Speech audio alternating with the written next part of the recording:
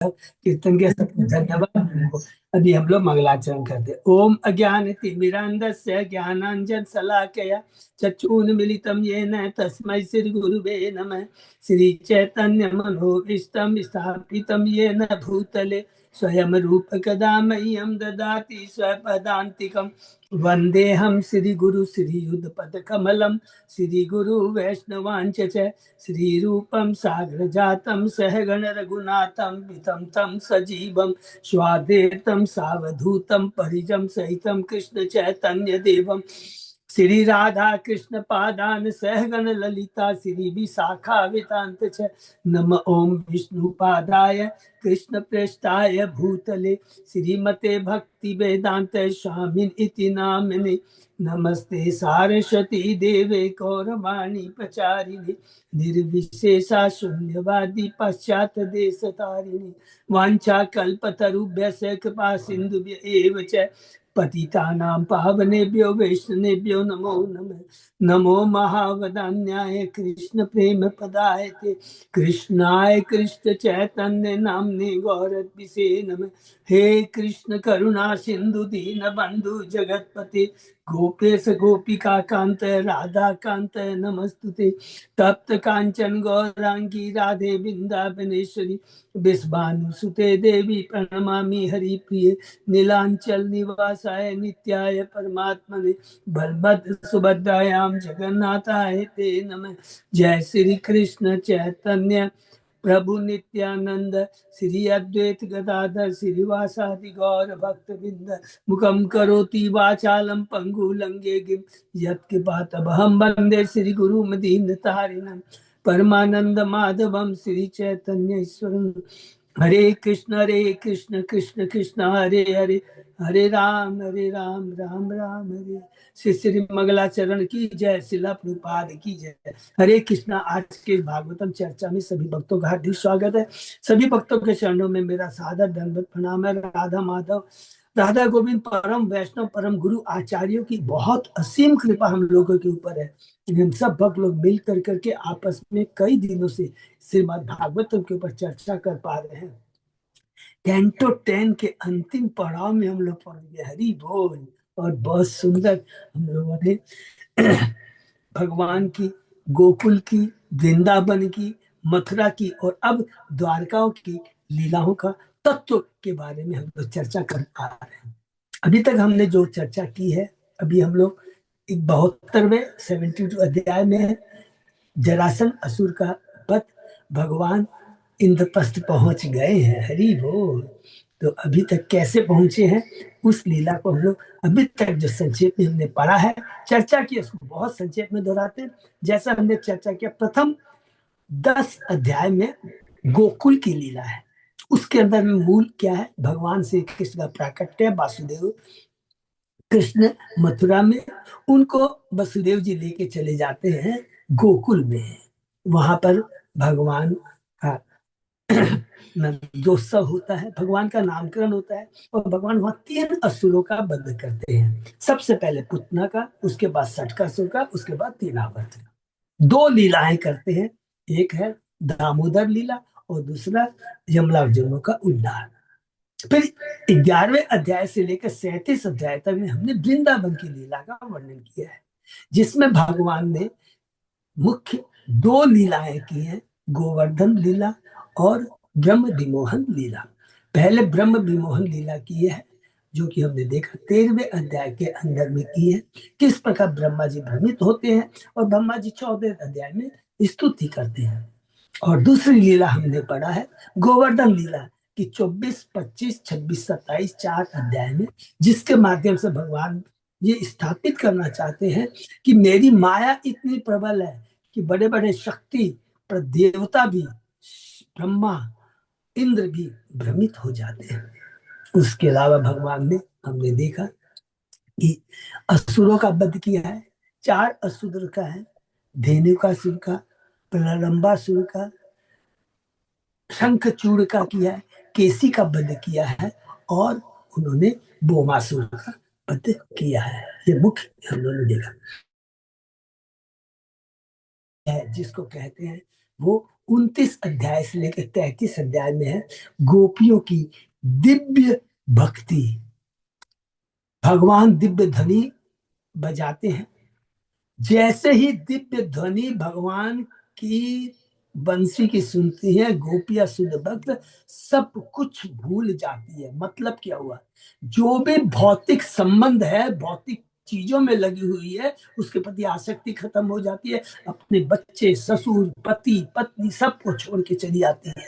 भगवान परीक्षा लेना चाहते हैं, तो क्या तुम चांदनी रात को देखने के लिए आई, या मेरा दर्शन, तुमने तो चांदनी रात देख लिया, सब जाओ।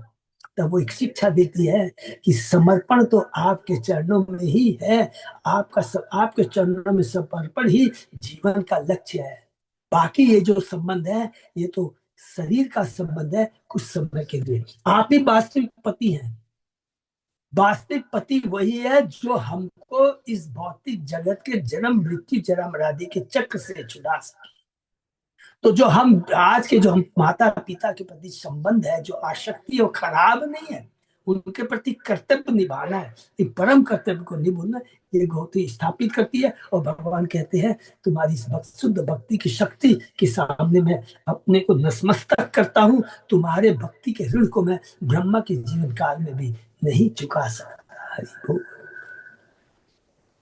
36वें अध्याय के अंदर में बहुत है, हमने देखा अरिष्टासुर का वध कर करके श्याम को, राधा कुंड को प्रकट करते हैं। और जो 37वां अध्याय अंतिम अध्याय है, जिसमें वो केशी और बोमासुर का वध करते हैं, उसके बाद में अब भगवान मथुरा जाने की तैयारी करते हैं। अध्याय 38 से शुरू होता है, कंस भेजता है अक्रूर को। 38-39 अध्याय में 48, 39, 40, 3 अध्याय के अंदर में हमने देखा अक्रूर आते हैं, भगवान के परम भक्त हैं। नंद बाबा को कृष्ण तत्व के बारे में बताते। 39 अध्याय में गोपिया का बहुत सुंदर विरह का भाव है। वो कहते तुम्हारा नाम तो क्रूर होना चाहिए, अक्रूर नहीं होना चाहिए। 40 अध्याय में अक्रूर की दिव्य स्तुति है भगवान की। 41वें अध्याय में भगवान मथुरा पहुंच गए, अलग अलग भक्तों से मिलते हैं, अलग भक्तों में कृपा करते हैं। सबसे पहले धोबी के ऊपर में, उसके बाद जुल्हा के ऊपर में जो कपड़े सीलता है, और सुदामा माली के ऊपर में जो भगवान के, जो कंस के लिए माला पहनाता था। 42 अध्याय में उन्होंने यज्ञ के धनुष को तोड़ा है। 43 अध्याय में कोला बिड हाथी को मारा। और 44 अध्याय के अंदर में भगवान ने कंस को मार कर करके मथुरा वासियों को उसके अत्याचार से मुक्त किया है। 45 अध्याय के अंदर में भगवान ने सांदीपनि में आश्रम में जाकर करके 64 दिनों में 64 कलाएं सीखा। बहुत सुंदर इसका वर्णन हम लोग ने पढ़ा है। 43-27 अध्याय में भगवान भेजते हैं उद्धव को वृंदावन। हरि बोल। ये बहुत ही सुंदर है, जिसके अंदर में उद्धव जी गोपियों से मिलते हैं। 46 अध्याय में गोपियों से नहीं मिलते, वो तो नंद बाबा से मिलते हैं। वहां भी ईश्वर तत्व तो बताते हैं, कृष्ण के बारे में बताते हैं। 47 अध्याय में गोपियों की भक्ति को देख करके वो कहते हैं कि मेरा जन्म, अगर अगला जन्म अगर जब गोकुल में हो जाए, वृंदावन में हो जाए, घास के रूप में, और इन गोपियों के चरणों के धूली मेरे खुले, तो मेरा जीवन धन्य हो जाएगा। तो शुद्ध भक्तों की संगति के बारे में खुद उद्धव जी भगवान के परम भक्त बताते हैं। उसके बाद में हमने देखा है 48, 49, 50 अध्याय में भगवान चूंकि अब द्वारका आने वाले हैं, तो कुब्जा से मिलते हैं, अक्रूर से मिलते हैं। अक्रूर को आके कहते हैं तुम हस्तिनापुर जाओ। 49 अध्याय में हस्तिनापुर जाते हैं। 50वें अध्याय में जब जरासंध 17 बार भगवान के ऊपर अपनी अक्षौहिणी सेना को लेकर आक्रमण करता है, लेकिन हार जाता है। और तब भगवान ने विश्वकर्मा से द्वारका को बनवाया। 800 योजन या कितना लिखा था याद नहीं आ रहा है, कितना सुंदर द्वारका जो जो बना है उसका वर्णन हुआ है। और 51 अध्याय में भगवान चूंकि रण छोड़ का नाटक किए हैं, लेकिन उसके पहले कवलार्जुन मुचकंद का ऊपर में भगवान कृपा करते हैं। जैसे इतने सुंदर हमने सुना कि काल यमन को मारकर मुझको का आशीर्वाद दे करके आ जाते हैं द्वारका। तो 52 अध्याय से शुरू हो जाती है द्वारका की लीला। 52, 53, 54 में प्रथम लीला जो है हमने देखा भगवान की रुक्मणी के साथ हरि बोल किस प्रकार रुक्मणी का संदेश पाते हैं। रुक्मणी के लिए 53 अध्याय में कुंडिका पूज जाते हैं और जब उसको अपहरण करके लेके आते हैं और 54 अध्याय के अंदर में भगवान रुक्मणी को लेके चले जाते हैं द्वारका और वैदिक विधि से ब्याह करते हैं और कृष्ण और रुक्मणी से पुत्र उत्पन्न होता है जिसका नाम है प्रद्युम्न, जिसका वर्णन संक्षेप में हमने 55 अध्याय में पढ़ा कि किस प्रकार वह संबर असुर से जो उसको अपहरण करके ले गया था प्रद्युम्न को उस 97 अध्याय में हमने देखा 56, 57, 58 और 59। 56, 57, 58 और 59 ये 4 अध्याय के अंदर में हमने देखा कि किस प्रकार भगवान ने अभी तक तो रुक्मणी से ब्याह किया है। 56वें अध्याय में जामवती और सत्यभामा से ब्याह किया है। लीला कौन सी हुई है? समंतक मणि की हुई है। 57 अध्याय के अंदर में भगवान ने सत्ताजीत का वध करके एक शिक्षा दी है कि मनुष्य को जीव को सोने के प्रति, क्योंकि समंतक मणि थी ना, हर रोज वो सोना देती थी ना, कितना केजी सोना है याद नहीं आ रहा है, तो देती थी। तो लोग उसके पीछे ही इवन अक्रूर की लीला के माध्यम से दिखाते, अक्रूर भी भ्रमित हो जाता है। 58 अध्याय में भगवान 5 पटरानियों से और ब्याह करते हैं, कालिंदी, मित्र, विंदा, सत्या, भद्रा और लक्ष्मण। और 59 अध्याय में नरकासुर को मारकर 16,108 रानियों से को मुक्त करके उनसे ब्याह करते हैं। तो ये भगवान की 16,108 रानियों की लीला बहुत इंपॉर्टेंट हमने पढ़ी है, सुना इसमें कैसे भगवान ने 16,108 रानियों से ब्याह किया। उसके बाद में भगवान 60वें अध्याय में रुक्मणी के संग परिहास है, लेकिन इस परिहास के माध्यम से भगवान रुक्मणी बताती है कि कृष्ण ही परम है, जो हम लोग सबको कृष्ण की सेवा के निमित्त है। हमारा स्वार्थ केवल कृष्ण की सेवा में है, कृष्ण को पाने में है, तो जीवन धन्य हो जाएगा। जिस प्रकार पेड़ की जड़ में जल दिया जाता है तो सारी पेड़ पत्तियां सब कुछ हरी भरी हो जाती है, तुष्ट हो जाती है। तो रुक्मणी कहती है आप ही परम है। भगवान का जो भक्त होता है बेवकूफ नहीं होता, बुद्धिमान होता है, दूरदर्शी होता है, स्थित प्रज्ञ होता है, माने उसका चेतना से भ्रमित नहीं होती, अच्छा ये करे या ये करे, एक के अंदर मेरे साथ कहा बुद्धि होती है। मैंने तुम्हारे बारे में सुना, मेरी चेतना में परिवर्तन आ गया, मुझे समझ में आ गया आप ही परम है, आप ही की शरण जाने में जीवन धन्य है। ये बताती है। कृष्ण कहते तू सही कह रही है, कृष्ण उसको कंफर्म करते देखे लास्ट में, यस हे रुक्मणी तुम सही कह रही। तो इसके बाद में हम लोगों ने देखा भगवान ने कैसे 61वें अध्याय में बलराम जी ने रुक्मणी का वध किया है। 61वें अध्याय में 62वें अध्याय में एक नया पड़ाव ले गया है, उषा जो कि बाणासुर की पुत्री है, अनिरुद्ध जो भगवान श्री कृष्ण का पुत्र है, इनका कैसे मिलन होता है। बाणासुर क्रोधित हो जाता है कि अरे अनिरुद्ध मेरी पुत्री के संग उसने उससे उससे आके मिला है। तो बाणासुर की लीला हमने पढ़ा कि किस प्रकार शिव जी के माध्यम से उसका उद्धार होता है, क्योंकि बाणासुर कौन है? क्योंकि प्रहलाद महाराज की परंपरा में है। प्रहलाद का पुत्र विलोचन, विलोचन का पुत्र बलि और बलि के पुत्र है बाणासुर। हरि बोल।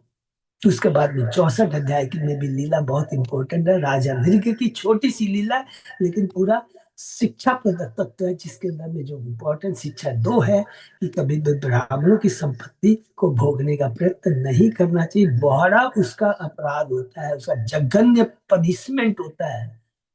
और दूसरा बताते हैं कि भगवान के दर्शन के लिए भगवान या भगवान के भक्तों की कृपा दरकार पड़ी। नृप को ऐसा नहीं कि इतना दान करता था, इतने गाय करता था इसलिए भगवान ने दर्शन किया, नहीं, क्योंकि एक भक्त ने उस को भक्त को उसने भक्ति में मदद किया था, प्रचार में मदद किया था, और उसने कहा था कि आपको भगवान के दर्शन हुए। तो ये पॉइंट को लेकर ही हमें नृग की लीला के ऊपर ध्यान देना चाहिए कि नृग का उद्धार क्यों हुआ, न कि उसने बहुत सारा वो किया था, दान वगैरह किया था, नहीं, ये याद रखना है। 65 अध्याय में भगवान बलराम वृंदावन जाते हैं, इसकी बहुत सुंदर लीला हमने पढ़ा। 66वें अध्याय के अंदर में पौंड्रक की लीला है, जो कि भगवान के रूप का हमेशा अपने को भगवान के रूप में रखता था। भगवान जैसे जैसे ड्रेस पहनते थे वैसी ड्रेस पहनता था, वैसी बंसी लगाता था, सदैव भगवान का ही चिंतन करता था। लेकिन हो सकता प्रतिकूल भाव से करता है, लेकिन जब भगवान के हाथ में मार जाता है, सारे उसको पाप नष्ट हो जाते हैं। और उसका जो भाव था कि मेरे को शाहरुख कृष्ण जैसा, भगवान उसको शाहरुख मुक्ति प्रदान करते हैं।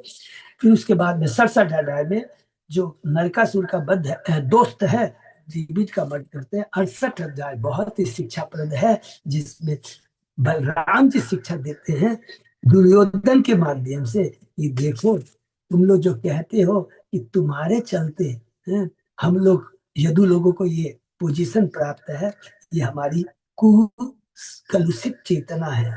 तो तुरंत सांब का विवाह जो है, इस पर लक्ष्मण जो कि दुर्योधन की पुत्री, उससे ब्याह होता, उस लीला के माध्यम से भगवान बलराम बताना चाहते हैं। और भगवान जब देखते मेरा भक्त, क्योंकि दुर्योधन भक्त है, तो किसका? बलराम जी का। उनसे गदा की शिक्षा ली है उसने। और तुरंत भगवान बलराम खुश हो जाते हैं कि ओह, तुम्हारी सतबुद्धि आ गई है, माफ कर देते हैं। और एक वर्ड यूज करते थे कि सबसे बड़ी चीज क्या है इसमें, बलराम जी जब भी भगवान के शरण हम जाते हैं तो भगवान एक चीज बोलते जरूर है, डरो मत, डरो मत। सर्वधर्मान प्रति मामेकम शरणम अहम त्वाम सर्वपापे मोक्षयिष्यामि मा शुचः। डरना नहीं है, भगवान ये वैसे ही यहाँ बलराम जी बोलते हैं डरो मत। और उसके बाद में एक और नया पड़ाव अब यहाँ पर आता है 69 अध्याय में, जब हम प्रवेश करते हैं, नारद जी आते हैं द्वारका में।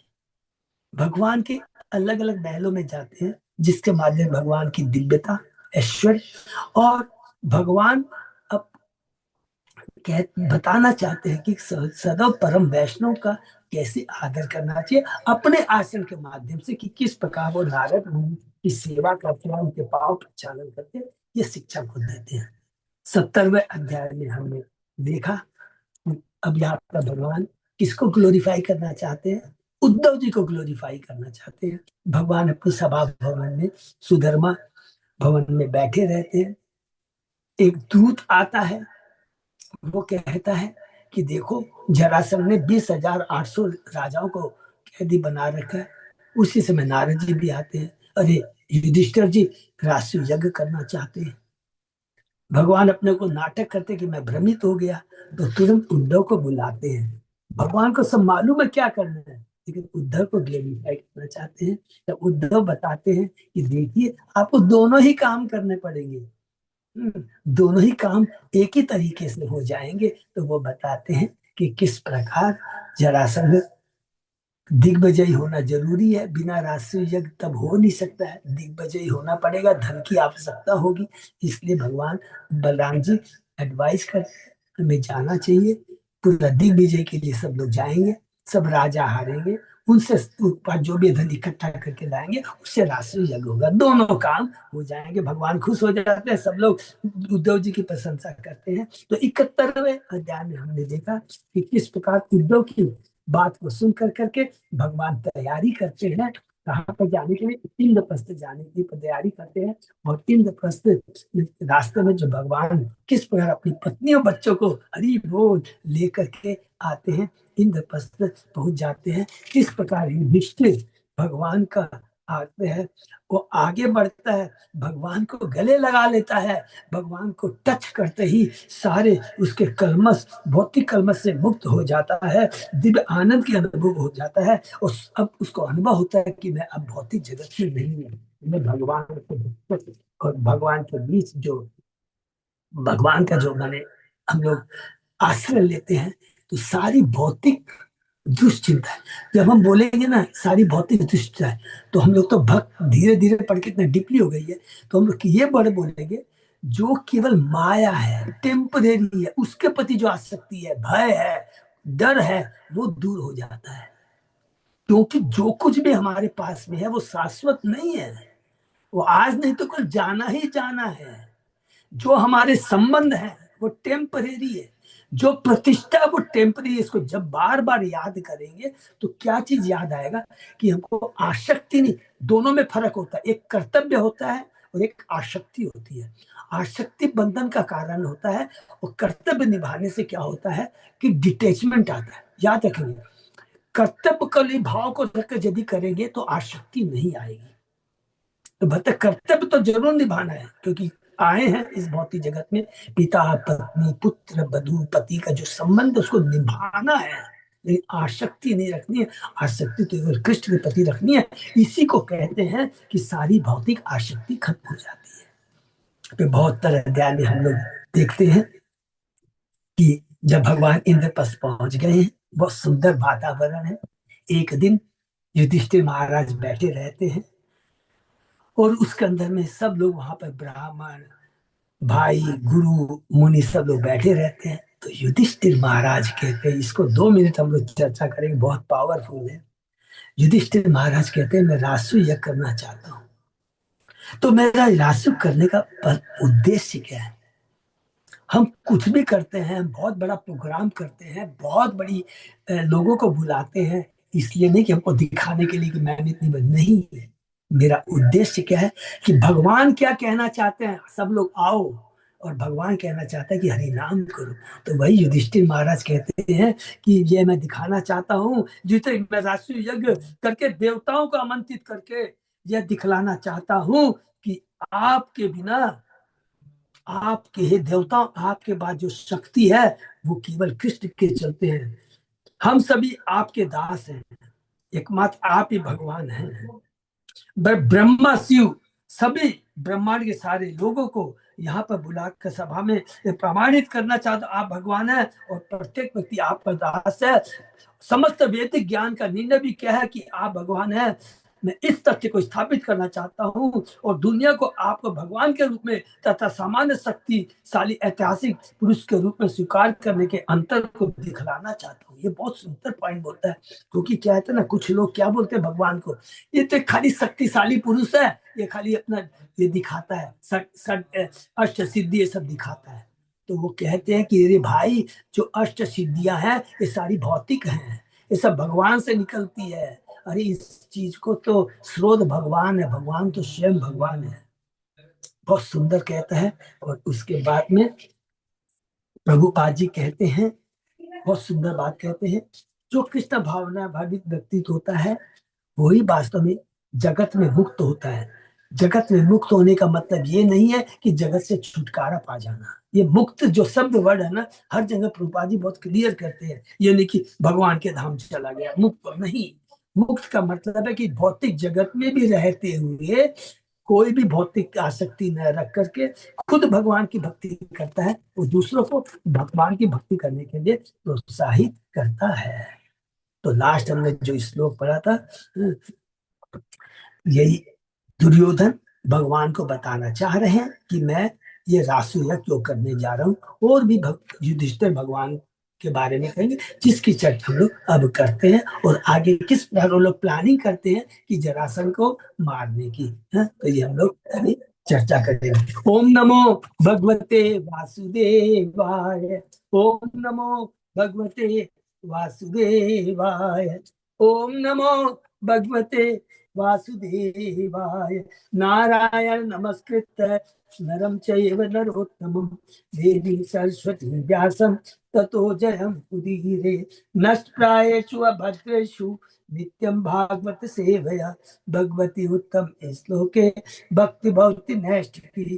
कृष्णाय वासुदेवाय देवकी नंदनाय च नंद गोप कुमाराय गोविंदाय नमो नमः।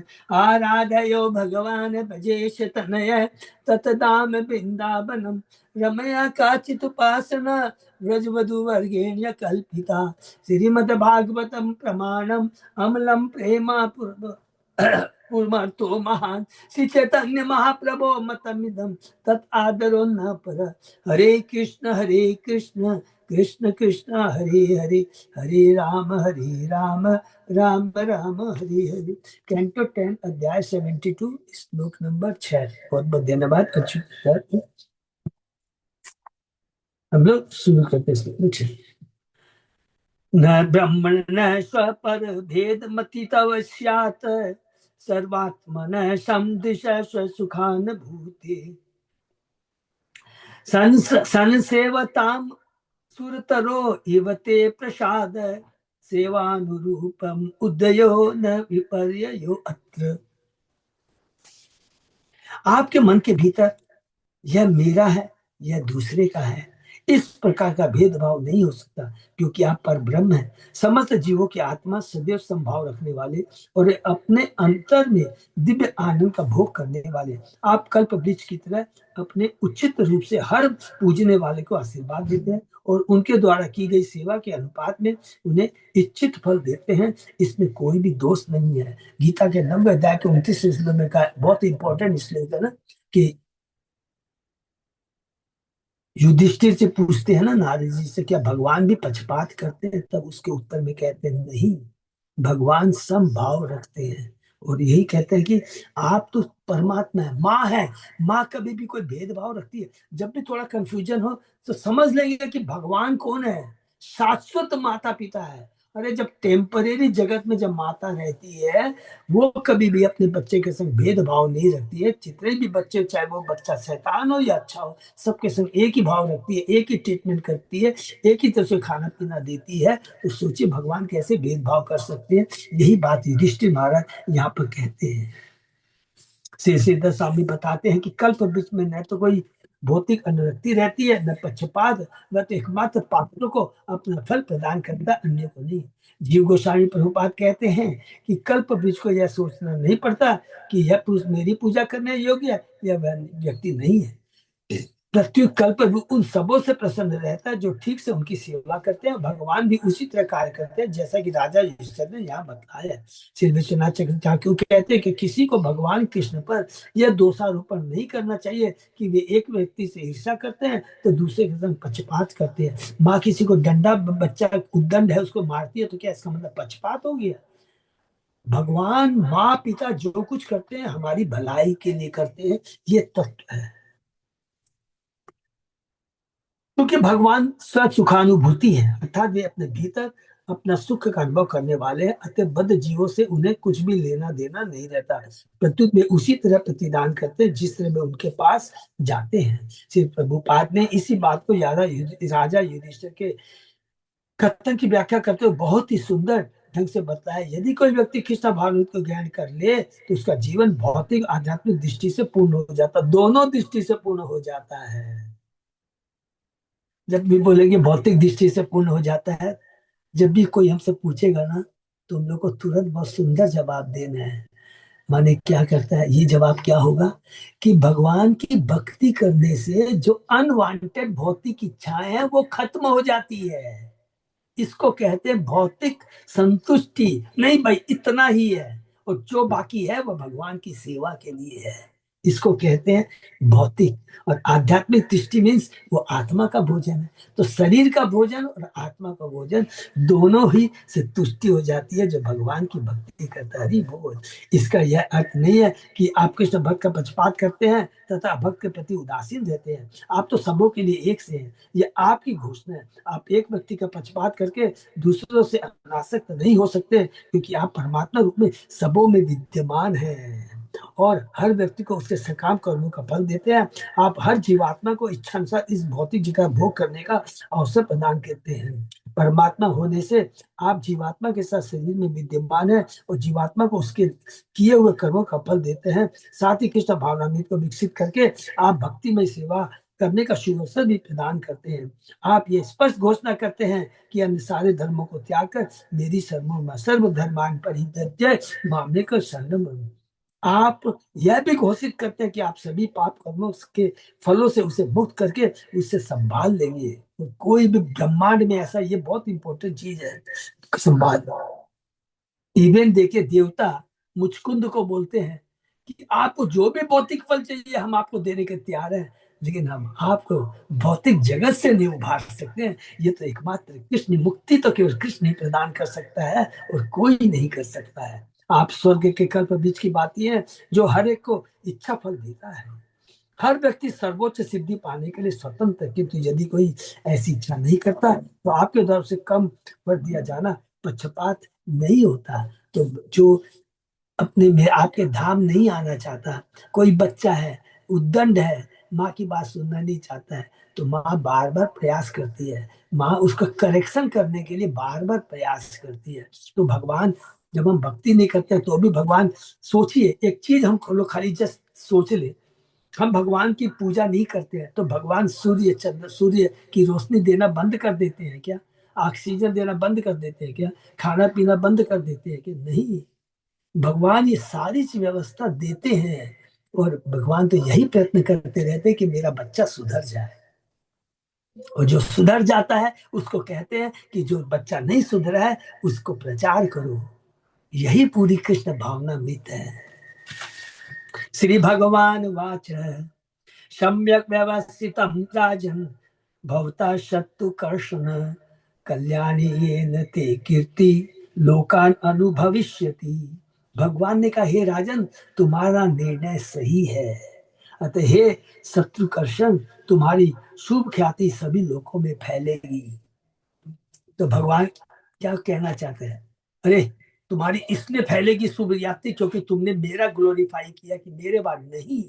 भगवान बताना चाहते हैं कि देखो, तुमने, तुम्हारा जो उद्देश्य है, जो हर जीव का कर्तव्य है, वो तुम निभा रहे हो। क्या? पहले कृष्ण भक्ति को अपने जीवन में उतारना और फिर दूसरों को बताना। तो युधिष्ठिर महाराज ये बताना चाहते हैं कि आप भगवान हैं और आपकी भक्ति करके ही जीवों का उद्धार है, चाहे वो देवता हो चाहे कोई भी हो।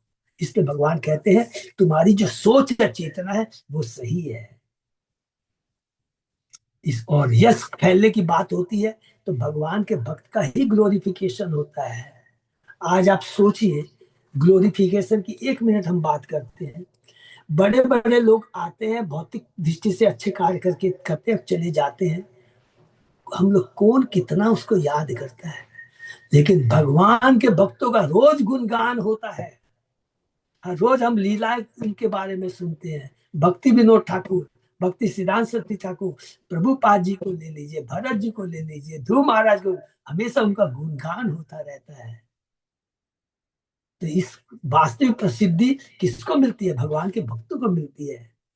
यहाँ पर भगवान के राजा इष्ट के इसने से एक मत है कि राष्ट्रीय यज्ञ संपन्न किया जाए। भगवान इस कथन से भी सहमत है, इसमें कोई अनुचित नहीं है कि जो उनकी पूजा करते हैं उन्हें एक तरह का फल मिलता है, हरि बोल, और जो ऐसा नहीं करते हैं उन्हें दूसरी तरह का फल मिलता है। जिनको फल मिलता है भगवान उनको पुनः करेक्शन के लिए इसी भौतिक जगत में रख देते हैं। भागवत के महान टीकाकार इंगित करते हैं कि युधिष्ठिर को शत्रु कर्षण के नाम से बोध करके भगवान के उन्हें समस्त शत्रु राजाओं को जीतने की शक्ति प्रदान कर। हरि बोल।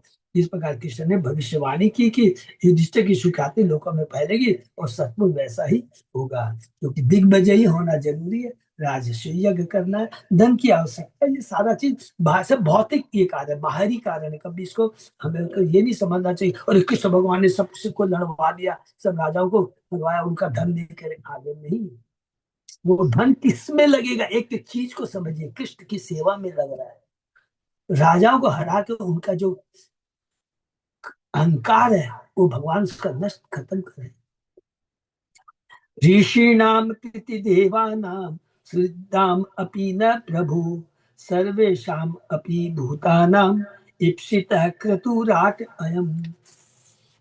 हे प्रभु, निसंदेह महर्षियों, पितरों, देवताओं के लिए, हमारे शुभचिंतक मित्रों के लिए और निश्चय सारे जीवों के लिए इस वैदिक यज्ञों के राजा का संपन्न होना वांछनीय है। हरि बोल। भगवान कहते हैं किसको? युधिष्ठिर को।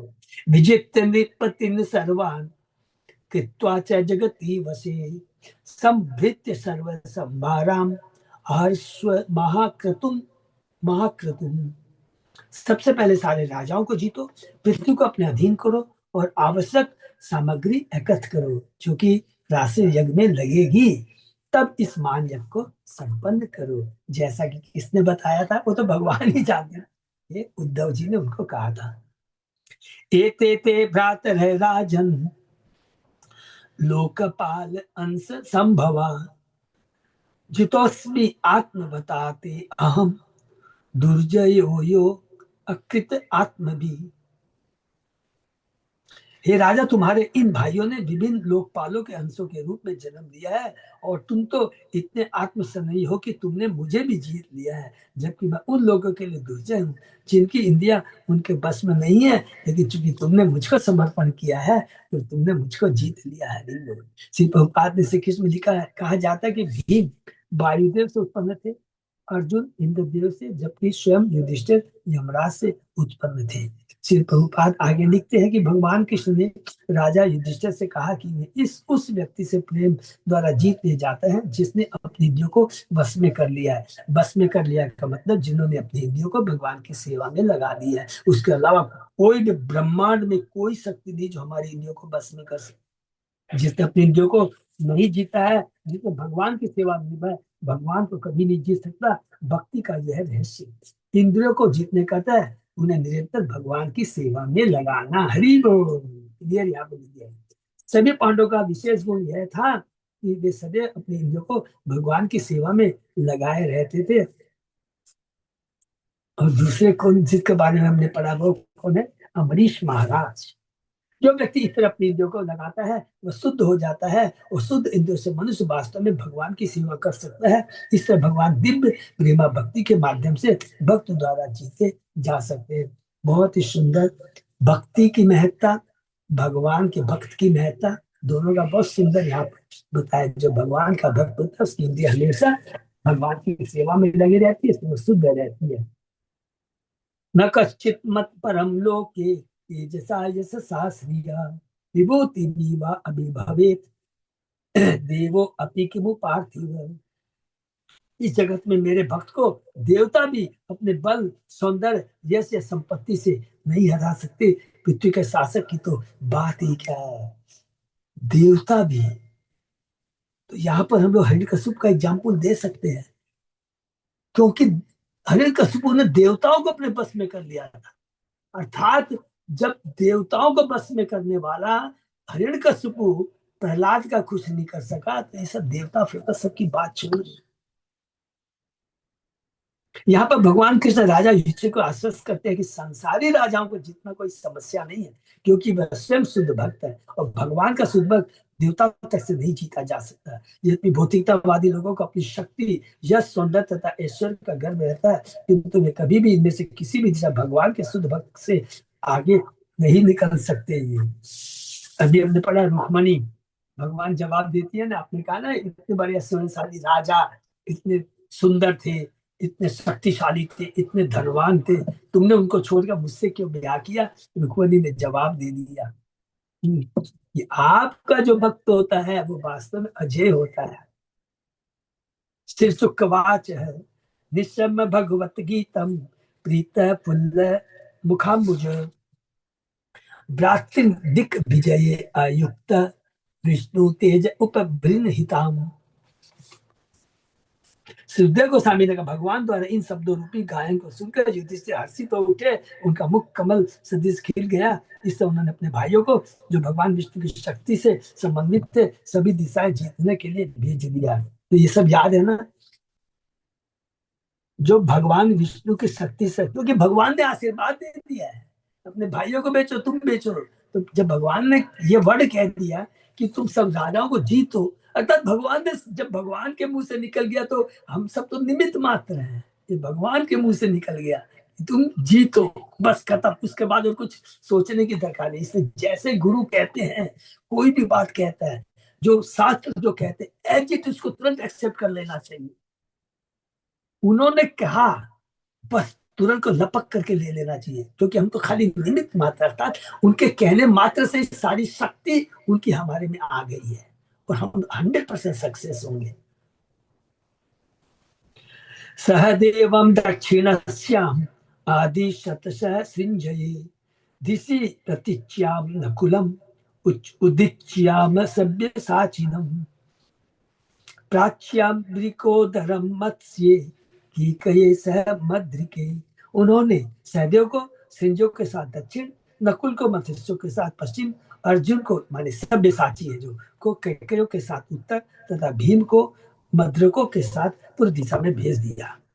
ते विजित्य नृपान्विता आयुज्य दिगम्य ओजसा अजात शत्रुवे भूरि द्रविणम यक्षयति। ये राजा अपने बल से अनेक राजाओं को हराकर ये वीर भाई यज्ञ करने के इच्छुक युधिष्ठिर महाराज के लिए प्रचुर धन ले आए। श्री प्रभुपाद लिखते हैं, यह ध्यान देने की बात है कि अपने कनिष्ठ भाइयों को विभिन्न दिशाओं में विजय प्राप्त करने के लिए भेजने में महाराज युधिष्ठिर का वास्तविक उद्देश्य यह नहीं था कि वे राजाओं पर हमला बोल दे।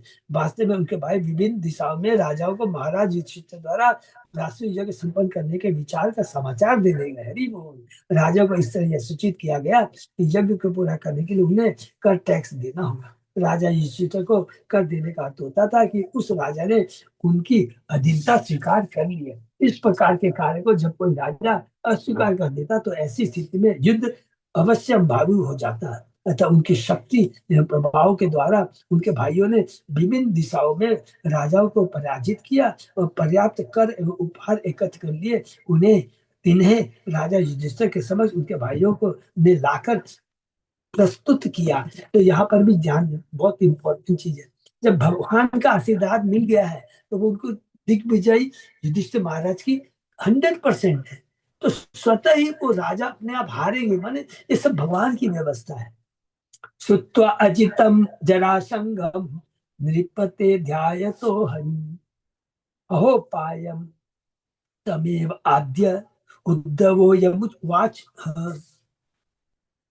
जब राजा युधिष्ठिर ने सुना कि जरासंध पराजित नहीं किया जा सका तो वे सोच विचार में पड़ गए और तब आदि भगवान ने उन्हें वह उपाय बताया जिसे उद्धव ने जरासंध को हराने के लिए कह सुनाया था। हरि बोल। भीमसेन अर्जुन कृष्णो ब्रह्मलिंग धरा जगमु गिरि व्रजम तात बृहद्रथ सुत यत। इस तरह भीमसेन अर्जुन कृष्ण ने ब्राह्मणों का भेष बनाया और हे राजा ये गिरिव्रज गए जहाँ बृहद्रथ का पुत्र था, जहाँ जरासंध था। सबको समझ में आ रहा है, बहुत क्लियर है कि क्योंकि जरासंध का वध है वो एक स्पेशल भगवान की व्यवस्था थी। अब यहाँ भगवान लीला कर रहे हैं, भगवान ब्राह्मण अर्जुन भीम और भगवान कृष्ण जाते हैं ब्राह्मण का वेश करके। किस पर कृपा करने के लिए? जरासंध पर कृपा करने के लिए। ते गत्वा आतिथ्य बेलायाम गृहे सुगृह मेधिनम ब्रह्मण्यम याचेरन राजन्य ब्रह्म लिंगिन। ब्राह्मणों का वेश धारण करके ये राजवंशी योद्धा जरासंध के घर अतिथियों का स्वागत करने के लिए निश्चित समय पर पहुंचे। उन्होंने उस कर्तव्य निष्ठ गृहस्थ के समक्ष याचना की क्योंकि वह ब्राह्मण वर्ग का विशेष रूप से आदर करता था। वो जरासंध, बाद लिखते हैं, जरासंध एक कर्तव्य परायण गृहस्थ था और वह ब्राह्मणों का अत्यधिक सत्कार का आदर करता था। वह एक महान योद्धा क्षत्रिय राजा था किंतु वह वैदिक आदेशों की कभी भी उपेक्षा नहीं करता था।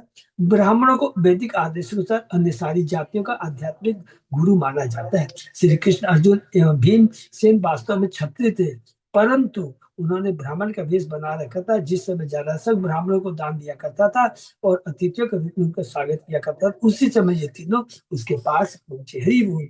राजन विधि अतिथि न प्राप्तान अर्थिनो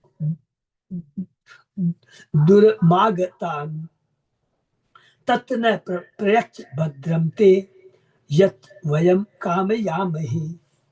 कृष्ण अर्जुन तथा भीम ने कहा, हे राजा आप हमें दीन अतिथि जाने जो आपके पास बहुत दूर से आए हैं। हम आपका कल्याण चाहते हैं, हम जो भी चाहें कृपा उसे हमें दे।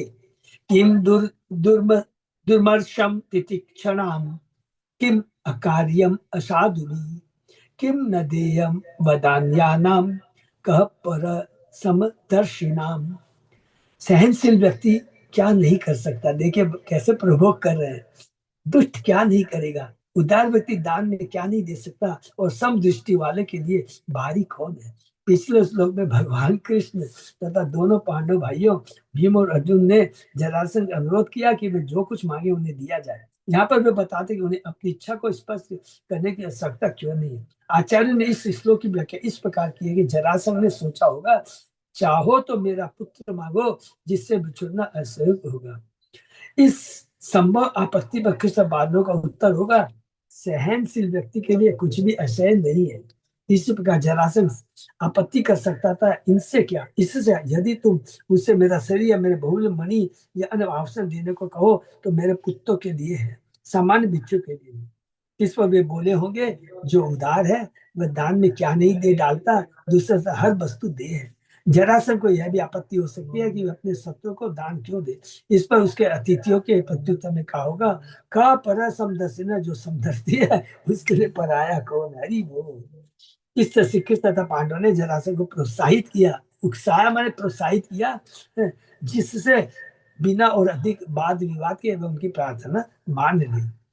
यो अनित्येन शरीरेण सत्ताम गेयम यशो ध्रुवम न आचिनोति स्वयं कल्प सर्वाच्य सोच एव वह निसंदेह निंदनीय तथा दयनीय, जो अपने क्षणिक शरीर से महान संतों द्वारा गाई गई चीर ख्याति को प्राप्त करने में असफल रहता है, यद्यपि वह ऐसा करने में सक्षम होता है। हरिश्चंदो रत्निदेव उच्च भीति शिविर बली व्याध कपोतो बहो ही अध्रुवेण ध्रुवम गता। अलग अलग सब बड़े दानवीरों का नाम लेते हैं। हरिश्चंद्र, रत्नदेव, उच्चवृत्ति, मुद्दगल, सिब्बी, बलि, पौराणिक शिकारी तथा कबूतर एवं अन्य अनेकों ने क्षण भंगुर के द्वारा अविनाशी को प्राप्त किया है। यहाँ पर श्री कृष्ण तथा दोनों पांडव जरासंध को संकेत कर रहे हैं कि मनुष्य नाशवान भौतिक शरीर का उपयोग जीवन की अनिश्चित दशा प्राप्त करने के लिए कर सकता है। चूंकि जरासंध भौतिकतावादी था, इसलिए उन्होंने उसे स्वर्ग का लोभ दिलाया, जहाँ जीवन इतने दीर्घ समय तक चलता रहता है कि पृथ्वीवासियों को वह अनिश्चित प्रतीत होता है। बहुत लंबी आयु होती है, देवताओं की 10,000 साल की आयु होती है। सिर्फ श्री सदर स्वामी ने इस श्लोक में उल्लेखित महापुरुषों के इतिहास का सारांश दिया है। कौन कौन? विश्वामित्र का ऋण चुकाने के लिए हरिश्चंद्र ने अपनी स्थिति तथा पुत्रों समेत सभी कुछ बेच दिया। वे चांडाल पद पर प्राप्त करके भी हतोत्साहित नहीं हुए। इस तरह वे अयोध्या के समस्त वासियों सहित स्वर्ग लोक गए। रत्नी देव ने 48 दिनों प्यासे रहने के बाद किसी तरह कुछ भोजन तथा जल प्राप्त किया, किंतु तभी कुछ भिक्षुक आ गए तो उन्होंने उसे सब दे दिया। इस तरह वे ब्रह्म लोक गए। मुगदल फसल कटने के बाद खेतों से गिरा हुआ अन्न बिना करते थे, फिर भी वे बिना आमंत्रण सहसा आए तिथियों की अत्यधिक अवगत करते थे। यद्यपि उनका परिवार 6 माह से निर्धनता से जूझ रहा था, इस तरह वे भी ब्रह्म लोक हो गए। शरण में आए कबूतर कपोत की रक्षा करने के लिए राजा सिब्बी ने बाज को अपना मांस देकर स्वर्ग प्राप्ति की। बलि महाराज ने अपना हरि को अपना सर्व दान दे दिया। जब भगवान ने बौने ब्राह्मण का वेश बना लिया था, इस तब बलि को भगवान का सानिध्य प्राप्त हो चुका। कबूतर तथा उसके संगिनी ने बहेलियों को अपना मांस अतिथि प्रतिष्ठित करने के लिए दे दिया। इस तब उन्हें विमान द्वारा स्वर्ग ले जाएगा। जब बहेलियों ने उनकी सात्विक दशा समझी तो वह भी विरक्त हो गया। उसने इस तरह शिकार करना छोड़ दिया और वह तपस्या करने चला गया, क्योंकि वह सारे पापों से मुक्त हो चुका था। अतः जब जंगल की आग में उसका शरीर जल गया तो वह स्वर्ग लोक चला गया। इस अनेक पुरुषों ने नाशवान भौतिक शरीर के द्वारा ही उच्च लोकों में चिर स्थायी जीवन प्राप्त किया। तो उच्च लोकों में कभी भी बोलेंगे कि चिर स्थायी जीवन प्राप्त किया, तो इसका मतलब नहीं कि वो अमर हो गए। प्लीज सबको चिर स्थायी मैंने बहुत लंबे समय तक उन्होंने भोगा स्वर्ग लोक, क्योंकि गीता में लिखा था पुण्य छीने मृत्यु लोके विषंति।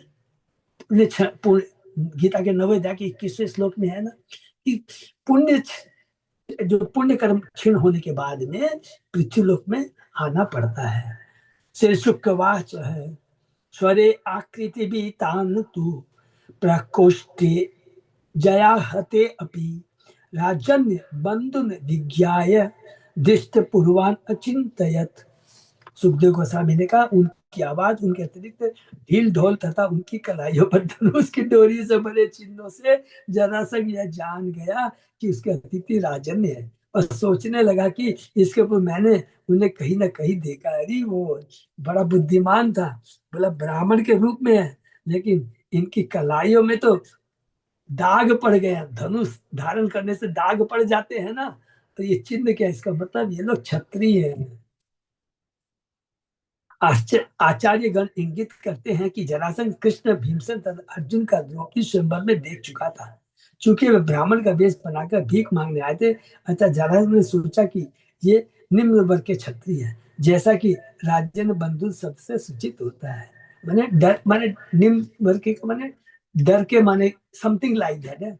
लेकिन भगवान की तो लीला दूसरी है, वो डर के थोड़ी आए थे कि क्षत्रिय रूप को छिपा करके ब्राह्मण बने, नहीं, ऐसा नहीं है। राजन्य बंध वो ही ब्रह्म लिंगानि बिभ्रति ददानि विच्छितम दिव्य आत्मानम अपि दुस्त्यजम। जरासंध ने सोचा ये निश्चित क्षत्रिय कुल के सदस्य हैं, हरि बोल, जिन्होंने ब्राह्मण का वेश बना रखा है, फिर भी मुझे इनको दान देना चाहिए, भले ही वे मुझसे मेरा न छोड़ सकने वाला शरीर ही क्यों न मांग ले, हरि बोल। ब्राह्मणों को बहुत सम्मान करता है। यहाँ पर जरासंध दान के प्रति अपनी प्रबल प्रतिबद्धता प्रकट करता है, विशेषता जब ब्राह्मण मांग रहे हैं तो ब्राह्मण को बहुत सम्मान करता है वो। तो ये यहाँ पर इस रूप में जरासंध को ग्लोरीफाई किया गया। भले न भले नु सूर्यते कीर्ति वितता दिक्षु अकल्मषा ऐश्वर्यात् भ्रंसी तस्यापि विप्रव्याजेन विष्णुना श्रियं जिहिर श्रियं जिहिस्तेन्द्रस्य विष्णवे द्विज रूपिणे जानना अपि महिं तादात् वार्यमाणो अपि दैत्यराट। निसंदेह बलि महाराज की निष्कलंक ख्याति विश्व भर में सुनाई पड़ती है। भगवान विष्णु बलि से इंद्र का अश्व वापस लेने की इच्छा से उसके समक्ष ब्राह्मण के वेश में प्रकट हुए और उसकी शक्तिशाली पद से उसे नीचे गिरा दिया। यद्यपि दैत्यराज बलि इस छल से परिचित थे और अपने गुरु द्वारा मना भी किए गए थे, तो भी उन्होंने विष्णु को दान में सारी संपत्ति दे दी। हरि बोल। बहुत सुंदर है कि जो चीज भगवान की सेवा में लगता है तो वास्तव में उसका कल्याण हो जाता है। बलि महाराज का आप देख लीजिए, उसने सर्वस्व कृष्ण की सेवा में लगाया, अपने गुरु के कहने पे गुरु को त्याग दिया। जो गुरु को त्याग दिया था, जो गुरु किसी को भगवान से विमुख करता है उसको त्याग देना चाहिए। शुक्राचार्य ने कहा, अरे ये छद्म वेश में ये हरि है, इसके चक्कर में मत पड़ो। अभी तुमने जल को हाथों में, वो क्या बोलते हैं ना, आचमन लेकर के अपने ऊपर छिड़का नहीं है, अभी तुमने प्रतिज्ञा नहीं की है, अभी भी तुम अपने वचनों को चेंज कर सकते हो। लेकिन बलि प्रहलाद महाराज के वंश का है। जीवता ब्राह्मण ब्राह्मण ब्राह्मणार्थाय है को नु अर्थ छत्र बंधुना देहेन पत मानेन नेता विपलम यशः। उस अयोग्य क्षत्रिय से क्या लाभ जो जीवित तो रहता है किंतु अपने नश्वर शरीर से ब्राह्मणों के लाभार्थ कार्य करते हुए स्थायी यश प्राप्त करने में असफल रहता है। बहुत प्रभोग कर रहे हैं जरासंध को। इत्युदार मति प्राह कृष्णार्जुन विक्रोधरान हे विप्रवीरताम कामो ददामि आत्मशिरोपि वह। सुखदेव गोस्वामी ने इस प्रकार संकल्प करके उदार जरासंध ने कृष्ण, अर्जुन तथा भीम से कहा, हे विद्वान ब्राह्मणों, तुम जो भी चाहो चुन सकते हो, मैं तुम्हें दूंगा, चाहे वह मेरा सिर ही क्यों न हो। हरि बोल।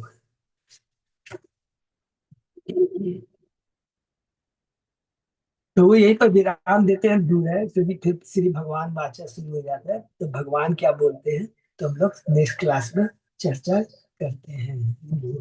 आप लोग श्री कृष्ण। तो बहुत सुंदर लीला है, आध्यात्मिक विषय बहुत ही एक्साइटेड है कि किस प्रकार। तो यहाँ पर हम लोग क्या बोलेंगे भगवान के बारे में, भगवान अद्भुत कर्मणा है। भगवान अद्भुत कर्मणा है कि देखिए, भगवान, पहला चीज ये है। दूसरा जो कि हम लोग रिपीट कर चुके हैं, भगवान हमेशा अपने भक्त को श्रेय देना चाहते हैं। तो जरासंध को मारने का श्रेय किसको देंगे? भीम को देंगे, भगवान की जो भी इच्छा। और दूसरा यहाँ पर भगवान अद्भुत कर्म मानने का मतलब है कि भगवान कोई भी एक कार्य को जो करते हैं वो उसके पीछे उनको दूसरा भी कार्य उनका होता है। ये जो सारा कार्य कर रहे हैं क्या है, जरासंध के ऊपर उनको उद्धार करना है, मन उसका वध करना है। उसके बाद में युधिष्ठिर महाराज को दिग्विजय घोषित करना है, और तीसरा उसकी इच्छा है राशि को पूरा करना है। यह है अद्भुत कर्मणा। ये भगवान का महान है, और हमें जो भी कार्य है भगवान की सेवा के लिए, भगवान के आदेश के अनुसार, गुरु के आदेश के अनुसार करना चाहिए। द मोमेंट यदि गुरु की बात को केवल मान लेकर के कर लेंगे तो 100% सक्सेस होंगे, क्योंकि गुरु का आशीर्वाद है। गुरु का आशीर्वाद, भगवान का आशीर्वाद साधारण कभी भी विफल नहीं जाता है। तो ये आज बहुत अच्छी बात लगी जब भगवान कहते हैं युधिष्ठिर को कि तुम जाओ सबको जीतो। इसका मतलब ही देखिए कितना बढ़िया प्रभुपाद जी ने तात्पर्य में कह दिया कि जब भगवान ने कह दिया तो उसकी जीत संभव है। हरे कृष्ण। तो विराम करते, किसी का कोई प्रश्न?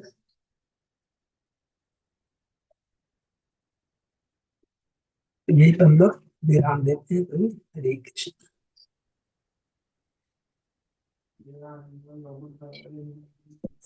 अच्युत अजय दास प्रभु। हाँ प्रभु जी। मेरे ख्याल से अनाउंसमेंट तो वही है प्रभु, बस गौर पूर्णिमा का है। और आगे एक हाँ, ठो थोड़ा थोड़ा शेड्यूल चेंज हुआ है थोड़ा सा, तो वो मैं अपडेट कर दूंगा और ऐसे क्या क्या पोस्ट। चीज प्रभु? अभिषेक का थोड़ा शेड्यूल चेंज हुआ है ओके ग्रहण को ओके लेकर ओके। के। अच्छा अच्छा। हाँ, वो वो ग्रहण को सिक्स। लेकर के, अच्छा हाँ, वो जो हाँ आया है ना ब्यूरो का भी जो आया है, करेक्ट हाँ, करेक्ट। 6:50 से रहेगा हमारा वहाँ पे अभिषेक। उसके पहले भजन, वो कीर्तन और कथा रहेगी, तो शेड्यूल अच्छा चेंज। अच्छा। Okay okay. Thank you. अच्छा, वो ये बहुत इंपॉर्टेंट अनाउंसमेंट प्रभु बोल दीजिएगा। हाँ, थोड़ा पोस्ट कर दीजिएगा जगन्नाथ कोर कमेटी सब में। ये और आज हम लोगों की जो साल में एक बार मीटिंग होती है, बीपी बोर्ड सीडीसी की 2 घंटा, उसके बाद में सीडीसी बीपी बोर्ड, ये हमारे कॉम जो मंदिर के जो हैं, और हमारे फेस्टिवल कमेटी के मेंबर है, प्लस प्रीचर्स। तो ये मैं थोड़ा देने में गलती कर गया। तो प्रीचर्स का मतलब है कि हमारे जो जगन्नाथ ग्रुप के जो लीडर्स हैं वो आना चाहे तो आ सकते हैं। सब लोग आ सकते हैं।